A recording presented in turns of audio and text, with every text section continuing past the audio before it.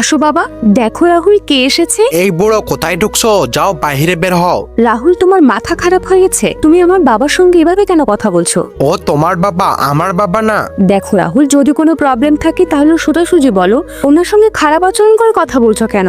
এই ঘরে যেমন তোমার অধিকার আছে তেমন আমারও অধিকার রয়েছে। আচ্ছা, তোমার সঙ্গে আমার বিয়ে হয়েছে তাই তোমার এই ঘরে হক রয়েছে। আচ্ছা ঠিক আছে, তাহলে আমি তোমাকে ডিভোর্স দিব।